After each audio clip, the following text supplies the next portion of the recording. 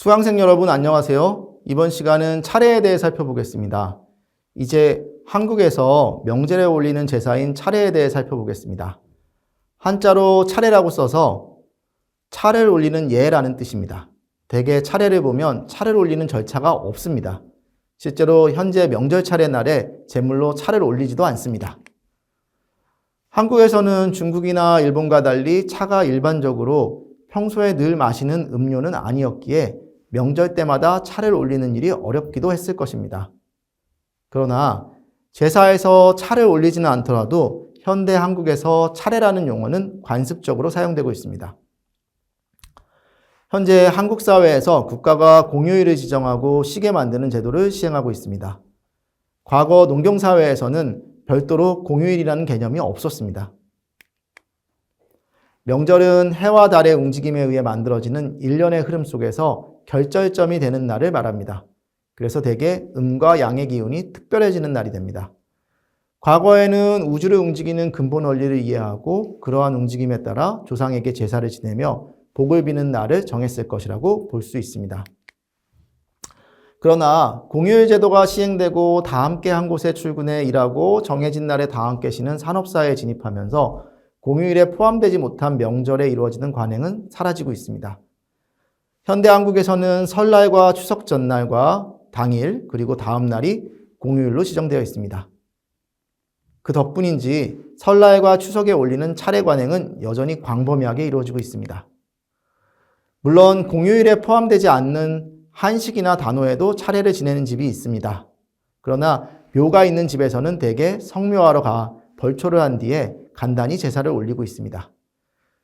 불교를 국교로 삼았던 신라나 고려와 달리 조선시대에는 유교 의례가 일반화되었고 오늘날에도 유교의 조상제사가 이어져 내려오고 있습니다. 조선 초기에는 윗대에서 지켜오던 가풍을 일시에 바꾸기 어렵고 또한 집안의 형편에 따라 차이가 있으므로 국가에서 의례의 세세한 내용까지 규정하였습니다. 오늘날도 건전가래 의례의 정착 및 지원에 관한 법률에 따라 시행된 대통령령의 제례 규정이 있습니다. 예를 들면 19조에는 제례는 기제사 및 차례로 구분한다 라고 하였고 21조에서는 차례의 대상은 기제사를 지내는 조상으로 하며 차례는 매년 명절의 아침에 맞손자의 가정에서 지낸다고 되어 있습니다. 그러나 각 가정에서는 이보다 윗대에서 다시 말해 할아버지의 할아버지부터 전해져 내려오는 방식에 따라 제사를 올리고 있습니다. 조선시대에서 민간에서 특별한 날로 보내는 날들이 있었으나 주요한 명절은 설, 한식, 단오, 중추, 중양, 동지 등이었습니다. 설은 정조라고 하여 1년의 아침이란 뜻이 있습니다. 가을의 추석은 한 해의 저녁이란 의미로 저녁 석자를 쓰고 겨울의 동지는 한 해의 마지막이 됩니다.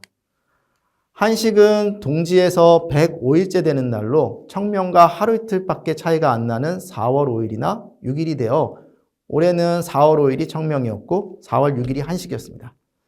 단오는 음력 5월 5일로 3월 3일인 삼진날 그리고 7월 7일인 칠석, 9월 9일인 중양과 함께 홀수가 겹쳐지는 특별한 날 중에서도 중요한 명절이었습니다.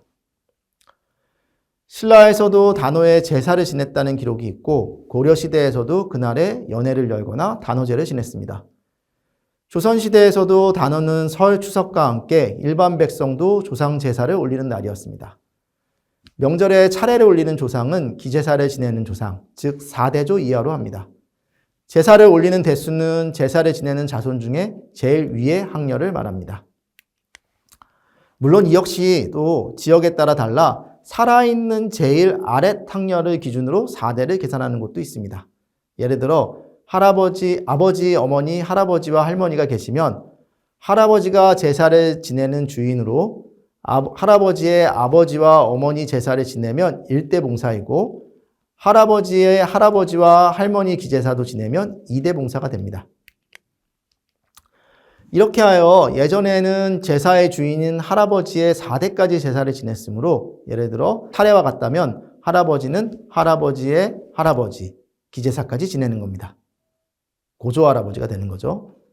따라서 할아버지의 할아버지인 고조부와 할머니 고조모 할아버지의 아버지인 증조부와 증조모, 할아버지와 할머니, 그리고 부모에게 같은 음식으로 내상을 차렸습니다.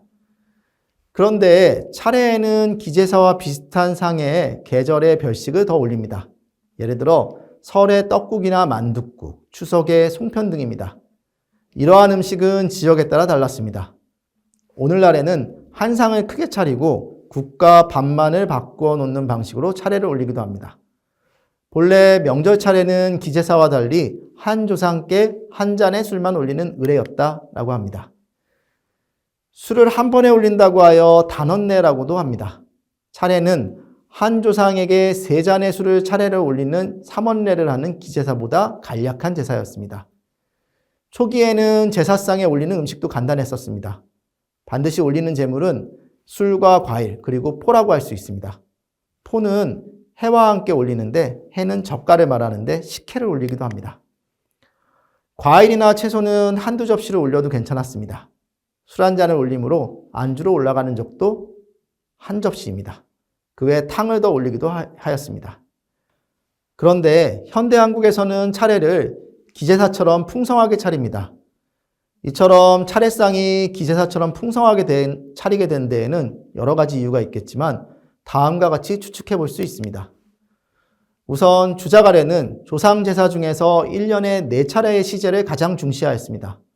반면 일반적인 조상관념에서는 조상이 돌아가신 날에 지내는 기제사나 기운이 좋은 명절에 복을 받기 위해 올리는 의례가 가장 중요했을 것입니다.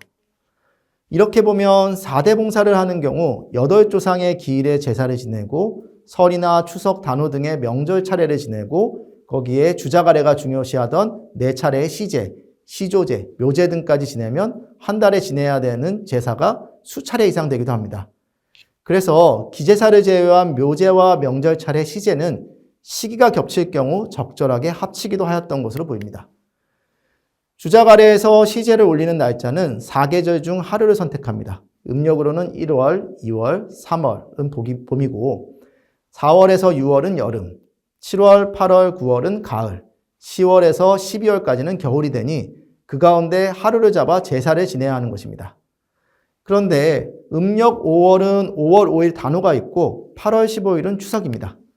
시제와 명절 차례를 함께 지낼 수 있는 날을 합치고 1년의 시작인 설날, 1년의 마지막으로 여긴 동지, 이러한 날을 조상에게 제사를 지내는 날로 선택하였습니다.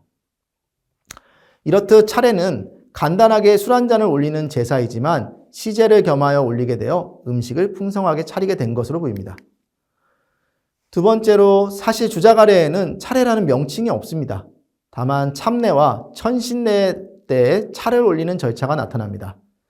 주자가래 참례는 설, 동지, 초하룻날, 보름날에 조상의 신주를 모셔둔 사당에 참배하는 것입니다. 천신례는 청명, 한식, 단오, 중원, 중양과 같은 속절에 사당에 새로 난 음식을 올리는 것을 말합니다. 한국인에게 새해 첫날인 설날에는 부모님과 할머니, 할아버지께 세배로 인사를 올리듯이 조상님께 인사를 올리며 한 해의 소원을 빌거나 한 해 동안 돌봐주시고 지켜주시기를 바라는 마음이 담긴 의례입니다. 추석은 새로 난 첫 벽시로 밥과 떡을 해서 올리는 제사입니다. 풍성한 수확을 바라는 기원과 감사가 담긴 제사라고 할 수 있습니다. 이렇게 보면 주자가래의 참례와 천신례가 한국인의 기존 명절관념과 합쳐져서 차례라는 이름으로 한국인의 관습 속에 들어왔을 가능성이 높아 보입니다. 다시 말해 한국의 차례는 한국인의 명절관념과 조상신에 대한 믿음, 그리고 주자가래의 여러 규정들이 합쳐지면서 정착한 의례라고 추정됩니다. 지금까지 5번째 강의로 제례 1, 가족과 제사라는 주제로 혼백, 신주, 종법 등의 제사와 관련한 기본 개념들을 살펴본 뒤에 가족 안에서 이루어지는 조상제사에 대해 조금 더 정확히 말해 고조할아버지, 즉 4대조를 중심으로 부계 후손들 내에서 이루어지는 조상제사에 대해 살펴보았습니다. 다음 6번째 강의에서는 제례의 2번째 강의로 제례 2, 시제와 제실이라는 주제로 4대조를 넘어서는 공통의 조상을 모시는 방식에 대해 살펴보도록 하겠습니다. 감사합니다.